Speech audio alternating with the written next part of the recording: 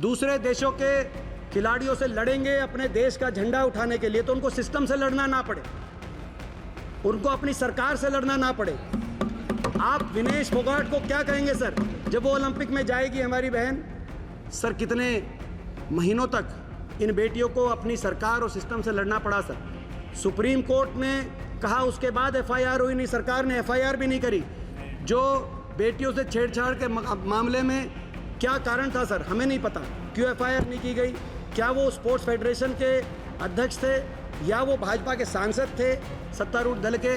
जो भी कारण रहा सर, इस तरह की बात होनी नहीं चाहिए सर। खिलाड़ियों को तो सम्मान, जिन खिलाड़ियों जब वो मेडल लेके आते हैं सर, उन खिलाड़ियों के साथ फ़ोटो खिंचवाने के लिए सर सरकार के मंत्री एयरपोर्ट पे पहुंच जाते हैं सर। लेकिन उन बेटियों के साथ अगर कुछ गलत हो गया सर, और एक नहीं सर 6 ओलंपिक विजेता बेटियां, और वो धरने में बैठी हैं सर, उन धरने के वो मेडल के जब जीत के आई थी, जो उनके साथ फ़ोटो खिंचवा रहे थे सर, वहाँ पर जाकर सर किसी ने उनकी बात तक नहीं सुनी। खेलों के पदक विजेता कैश अवार्ड से वंचित, 2021 के बाद से कैश अवार्ड दिए ही नहीं गए सर। ये मैं इसीलिए बता रहा हूँ। फिर एक मिनट आप फिर मुझे कहोगे मैं टोक रहा हूँ सर। आप तो सर, ये आपका अधिकार है सर टोकना, मगर हमारा अधिकार है बोलना सर। सर ये सिस्टम, हरियाणा का स्पोर्ट्स सिस्टम सर कैसे आगे जाए सर, और उसी देश का जब आधे मेडल हरियाणा के स्पोर्ट्स सिस्टम से आ रहे हैं तो उस पर भी चर्चा हो सर। 4 दिन के बाद 26 तारीख को ओलंपिक शुरू होने जा रहे हैं, आज 22 है, तो अब क्या तैयारी पे हम सुझाव दें और क्या तैयारी हो पाएगी? तो अब तो हम केवल शुभकामनाएं दें, और 2 ही काम कर सकता है सदन। हमारे जो कंटिंजेंट है उनको हम शुभकामनाएं दे सकते हैं और ईश्वर से प्रार्थना कर सकते हैं कि ज़्यादा से ज़्यादा मेडल आए, क्योंकि अब सुझाव या ये 2028 के ओलंपिक के लिए सुझाव ये ले रहे हैं, तो तब तक तो पता नहीं कि इनकी सरकार रहेगी या नहीं रहेगी, तो किसकी रहेगी। लेकिन ये आज महत्वपूर्ण विषय है सर, महत्वपूर्ण विषय है।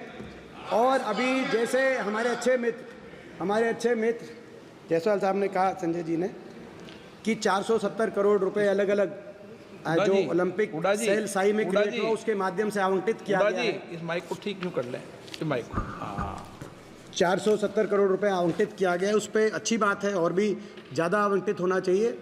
और विदेशों में ट्रेनिंग्स जो कराई जा रही हैं उसके लिए जिस तरीके से अलग अलग ब्यौरा दिया गया खेल वर्ग, उस पर मुझे हमें इतना ही कहना है सर कि इसमें जो आवंटित किया गया है उसमें हॉकी और रेसलिंग का नंबर काफ़ी पीछे है इन 470 करोड़ में, जबकि ये 2 ऐसे खेल हैं जो सबसे ज़्यादा मेडल, ये हमारी ना सिर्फ हमारी देश की धरती से जुड़े हुए खेल हैं, कुश्ती और हॉकी, मगर देश के सबसे ज़्यादा मेडल इन 2 ओलंपिक के मेडल इन 2 खेलों से आए हैं। उनका आवंटन ज़्यादा किया जाना चाहिए था, उनका आवंटन का नंबर 9वें और 10वें स्थान पे है। ये मैं इस बारे में कहना चाहता हूँ। अगर हम ओलंपिक और भारत देश के खेल की बात करें और हरियाणा का अगर हम संदर्भ ना लें तो वो चर्चा अधूरी होगी, और अधूरी मैं इसीलिए कह रहा हूँ।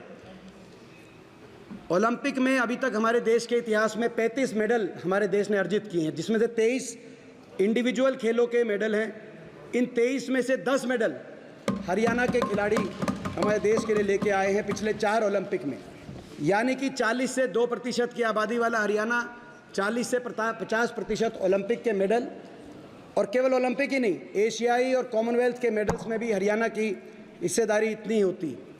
पिछले 4 ओलंपिक्स में देखें, अभी वो कह रहे थे कि 2014 के बाद से खेलों में इतना बढ़ोतरी हुई, लेकिन पिछले 4 ओलंपिक्स में हम देखें तो चारों ओलंपिक्स में देश के मेडल आए और आधे से ज़्यादा मेडल हरियाणा खिलाड़ी लेके आए। 2008 में सबसे पहले 3 मेडल आए ओलंपिक में, जिसमें से 2 हरियाणा के खिलाड़ियों ने अर्जित किए देश के लिए। 2012 में 6 मेडल आए ओलंपिक में, जिसमें से 4 हरियाणा खिलाड़ियों ने अर्जित करे। 2016 में ये 6 से घटकर 2 मेडल आए, लेकिन 2 में से भी 1 मेडल हरियाणा की हमारी बेटी साक्षी मलिक लेके आई। और 2020 में ये 7 मेडल, जो 2012 के लगभग बराबर के 7 मेडल आए, जिसमें से 3 मेडल हरियाणा खिलाड़ी लेके आए। और अगर हम ओलंपिक में जाने वाले कंटिंजेंट की भी बात करें तो पिछले ओलंपिक के खेलों में 120 खिलाड़ियों में से 31 खिलाड़ी यानी कि 25% हरियाणा से गए, और इस ओलंपिक खेलों में भी 117 में से 20.5% में 117 में से 24 खिलाड़ी यानी कि लगभग 21% खिलाड़ी हरियाणा से जा रहे हैं। नीरज चोपड़ा से लेकर सर और विनेश फोगाट तक, जिन्होंने जंतर मंतर पर धरना दिया है सरकार के खिलाफ, ये सभी ओलंपिक के हमारे एक कंटिजेंट का हिस्सा हैं जो ओलंपिक के खेलों में जा रहे हैं। 2006-07 के बाद से जितने भी खेल हुए, एशियाई, कॉमनवेल्थ और ओलंपिक, हमें गर्व है कि मैं हरियाणा से आता हूं कि इन सभी खेलों में 50% तक हमारे मेडल और 25% तक कंटिजेंट हरियाणा खिलाड़ियों का देश को रिप्रेजेंटेशन करने का हरियाणा खिलाड़ियों का अवसर मिला।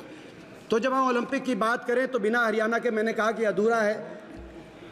ऐसा क्या सिस्टम हरियाणा में बना जिसकी वजह से आज ओलंपिक के अंदर हरियाणा खिलाड़ी इतना अच्छा कर पा रहे हैं, उसको भी जानना, उससे क्या ऐसी बातें हैं जो देश के अन्य राज्य लेके जा सके, क्योंकि खेल हमेशा राजनीति से ऊपर होने चाहिए और उसमें अब क्या कमियां आ गई हैं वो भी बताना हमारा जिम्मेदार विपक्ष की तरह हमारा कर्तव्य है।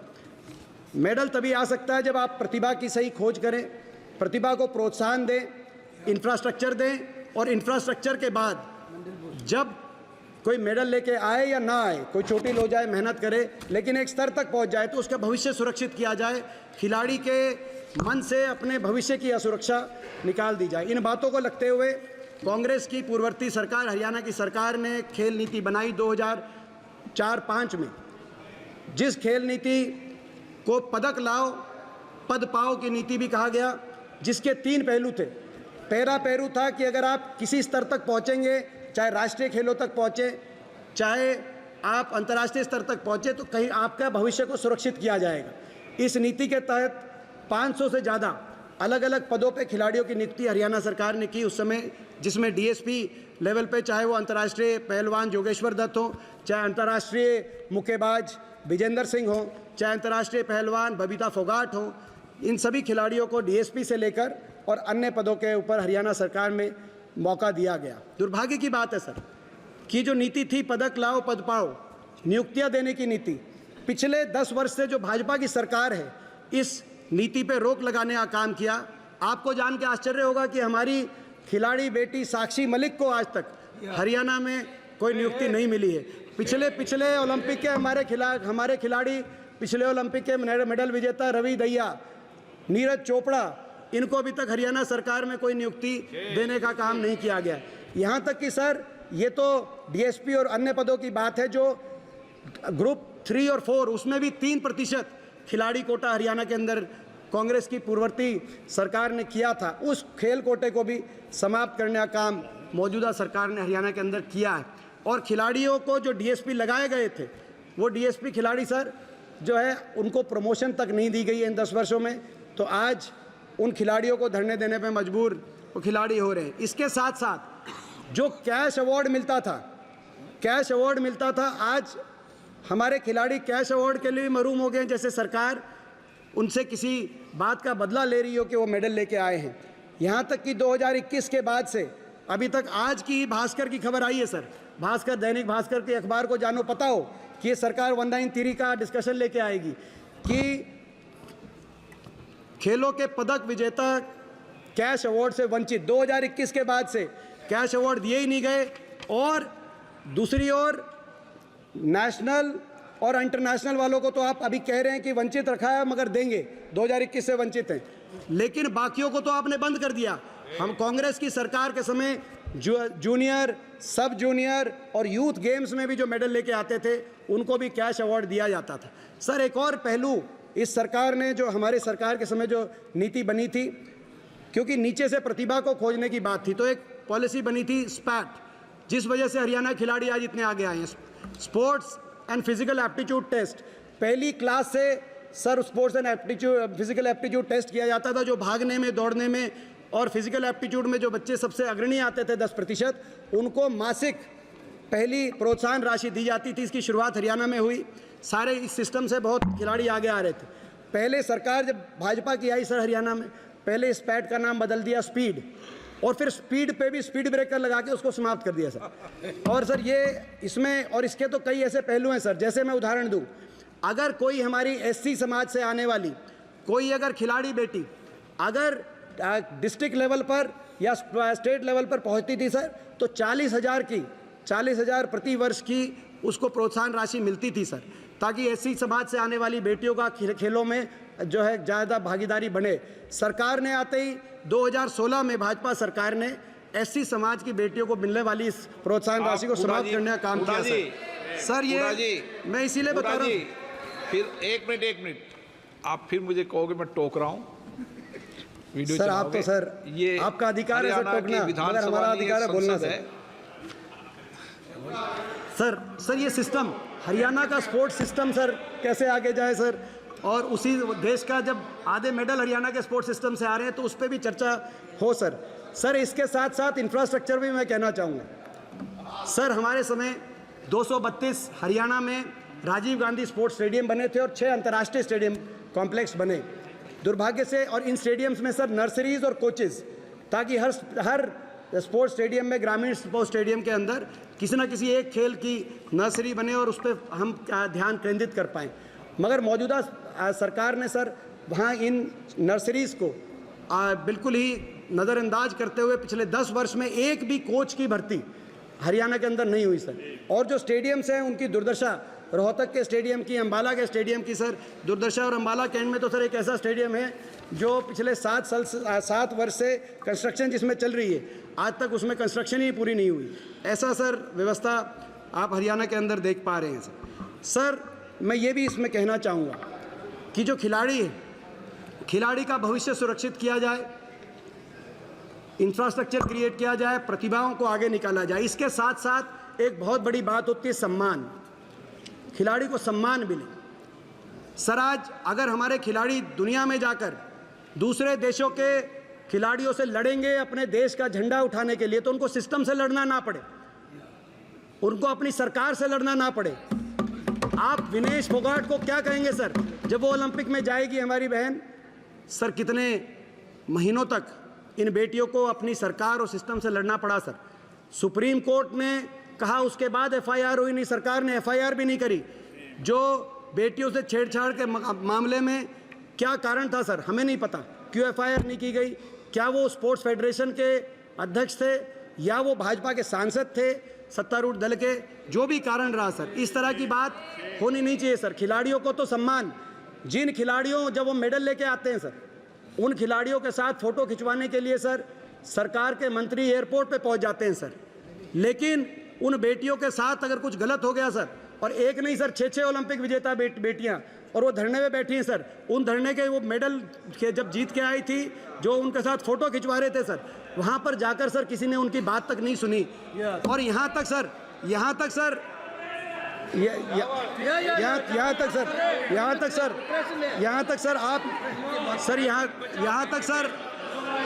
मैं सर सवाल पूछना चाहता हूँ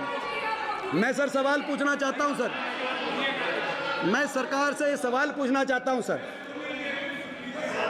गंगा में मेडल बहाने की बात कही, आप ओलंपिक मेडल्स की बात कर रहे हैं, आप ओलंपिक मेडल्स में अपनी तैयारी की बात कर रहे हैं, मगर जब ये खिलाड़ियों ने कहा कि हमारे साथ इस देश में अन्याय हो रहा है सर, जब खिलाड़ियों ने कहा, बेटियों ने, कि हमारे साथ इस देश में अन्याय हो रहा है और हम इन मेडल्स को गंगा में बहा देंगे सर, कम से कम खेल मंत्री का बयान आना चाहिए था कि नहीं, ये देश के लिए मेडल आए हैं, ये देश के लिए मेडल आए हैं, इनको गंगा में नहीं बहा, आपको न्याय मिलेगा सर। न्याय मिलेगा का बयान भी नहीं आया सर। न्याय मिलेगा का बयान आ जाता, हम संतुष्ट हो जाते सर। ये देश तो महाभारत का देश है सर। मैं स्वयं ऐसे प्रदेश से आया हूं जहां कुरुक्षेत्र में महाभारत हुई थी सर।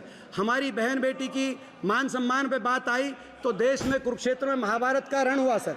लेकिन मैं सरकार से पूछना चाहता हूं कि हमारी बहन बेटियों की जब मान सम्मान की बात आई क्षेत्र में होता था, ये सभी जगह पे मैं सर ये भी एक और आपको मैं कहना चाहता हूं सर। एक सर मैं उस समय सरकार की तरफ से दिए गए बयान पढ़ रहा हूं सर। एक बयान आया सर, एक बयान आया सत्तारूढ़ दल के आरोपी एक सांसद का बयान आया सर कि ये तो मेडल इतने रुपए में आप बेच सकते हैं सर। इन मेडल की सर, ओलंपिक मेडल की आप बात कर रहे हैं सर, आप ओलंपिक मेडल की बात कर रहे हैं और आप उनकी कीमत लगा रहे हैं इस देश में, और आप स्पोर्ट्स फेडरेशन चला रहे हैं सर ऐसे। तो सर इस पे प्रश्न उठेंगे। हरियाणा के अंदर सर खेल मंत्री, सर हरियाणा खेल मंत्री जिनको सर जो है खुद स्वयं जो पहले हॉकी के हमारे प्लेयर थे, हम उनका मान सम्मान करते हैं सर, वो खिलाड़ी हैं, उनको हरियाणा में भाजपा सरकार में खेल मंत्री थे, उनके ही महकमे की सर, उनकी महकमे की एक जूनियर कोच ने सर, एक हमारी अंतर्राष्ट्रीय खिलाड़ी ने उन पे आरोप लगाया कि खेल मंत्री ने उनके साथ दुर्व्यवहार किया है सर। उसके बाद भाजपा की तरफ से यह आया कि वो हमने जब मांग करी कि इन खेल मंत्री को हटाया जाए, इनको बर्खास्त किया जाए सर, तो ये कहा गया कि इन्हें खेल मंत्री रहेंगे सर, उनको मंत्री रखा। और जिस बेटी ने सर हरियाणा खेल मंत्री की मैं बता रहा हूँ, जिन बेटी ने उन खेल मंत्री पे जो आरोप लगाया था उनकी एक ना सुनी गई। एक मिनट माननीय सदस्य, हम एक मिनट इस सदन के अंदर परंपरा रही है, हम किसी राज्य की विधानसभाओं की चर्चा न करें और अन्य सदन की चर्चा नहीं करें। आप वरिष्ठ सदस्य सर, ये जो सारे जो मैं खेल मंत्रालय से, भारत सरकार से और ओलंपिक के मेडलिस्ट की बात कर रहा हूँ। और सर ओलंपिक और खैर, मगर मैंने आपने जो बात की उस बात को मैं आगे बढ़ते हुए सर, तो मेरा संदर्भ था सर, खिलाड़ियों को मान सम्मान, उचित प्रोत्साहन, प्रतिभा की खोज के साथ साथ उनकी भविष्य की सुरक्षा की जब तक नीति बनने की बात नहीं होगी, क्यों हरियाणा आज देश के आधे से ज़्यादा मेडल लेके आ रहा है हर खेलों में पिछले 10 वर्ष से नहीं, 2008 के बाद से, जो मैंने आपको बताया, ये तो रिकॉर्ड की बात है, आप झुठला नहीं सकते कि 2008 के ओलंपिक में कितने मेडल आए, 2012 के ओलंपिक में कितने मेडल आए, तो क्यों हरियाणा खिलाड़ी ला रहे हैं, तो कुछ ना कुछ उस नीति में अच्छी बात होगी जिसको आप समझें, अपनाएं, हमें खुशी होगी। आपने कुछ अच्छा कार्य किया, हम भी उसकी सराहना करेंगे, क्योंकि खेल और खिलाड़ी ये हर बात की राजनीति से ऊपर होने चाहिए। लेकिन आज दुख होता है सर, जिस हरियाणा में नारा था, जय जवान जय किसान जय पहलवान जय नौजवान जय संविधान का नारा हम देते थे, आज उस हरियाणा के नौजवान भारतवर्ष का झंडा सीमा पर ऊंचा करने की बात करते थे सैनिक बन के, वहाँ आप अग्निवीर योजना ले आए और दुनिया के पोडियम पे जाकर राष्ट्रगान बजवाकर झंडा ऊंचा करने की बात करते थे खिलाड़ी बनकर। आज वो हरियाणा जो खेलों में नंबर 1 था सर, वो आज नशे में नंबर 1 बन गया। इस बात का हमें बहुत ही इस बात की पीड़ा है। मगर सर ये हरियाणा में जो हम निराशा के साथ इस सरकार की खेलों के प्रति रवैया देख रहे हैं, लेकिन ओलंपिक पे सर, ये ओलंपिक की प्रिपरेटनेस पर जो ये चर्चा की गई है, ये चर्चा अच्छा होता सर, ये अच्छा होता, ये चर्चा सर 1 साल पहले आती, अच्छा होता ये सब चर्चा। सर इनको क्या तकलीफ है सर? मैंने ऐसा क्या गलत कहा सर? मैंने ऐसा क्या गलत कहा सर? हमने ऐसा कुछ गलत नहीं कहा, किसी को तकलीफ हो सर, इनको ऐसा लगता है सर ये हमें ऐसा लगता है सर, यही बात है सर, हमें ऐसा लगता है कि अगर कोई आरोपी भाजपा का सांसद या भाजपा का कैबिनेट मंत्री हो, तो सर उसमें भाजपा को उस पे के पक्ष में नहीं आना चाहिए, क्योंकि हम इसमें जो है पूरी पार्टी उसके पक्ष में आगे खड़ी हो जाए, इस बात से हमें तकलीफ है सर। सत्तारूढ़ दल को उनके पक्ष में नहीं आना चाहिए, पूरी पार्टी को उनके पक्ष में नहीं आना चाहिए। किसी ने अगर खिलाड़ियों का शोषण किया है तो वो अपराध है, उस अपराधी को अपना जो है समझता हूँ कानून का सामना करना चाहिए, ये हमारा संदर्भ है। खिलाड़ियों का मान सम्मान करिए सर। एक कहा जाता था, एक कहावत, पढ़ोगे लिखोगे तो बनोगे नवाब, खेलोगे कूदोगे तो होगे खराब। एक कहावत थी, चौहान साहब हंस रहे हैं, ये कहावत थी, हरियाणा की पूर्ववर्ती हुड्डा सरकार ने दिखा दिया उस कहावत को बदल के कि पढ़ोगे लिखोगे तो बनोगे नवाब, मगर खेलोगे कूदोगे तो भी बनोगे लाजवाब। तो ये कहावत को बदल के दिखा दिया। अब आपने दोबारा से आपने उस कहावत का दूसरा अर्थ कर दिया कि खेलोगे कूदोगे तो सरकार बीजेपी की सरकार हो जाएगी नाराज। आपने उस कहावत को दोबारा से मोड़ दिया। सर ये दोबारा से खेलोगे कूदोगे तो होगे लाजवाब, इसकी तरफ ये कदम बढ़ाएं, हम एक एक कदम पे आपका साथ देंगे सर। बहुत बहुत धन्यवाद।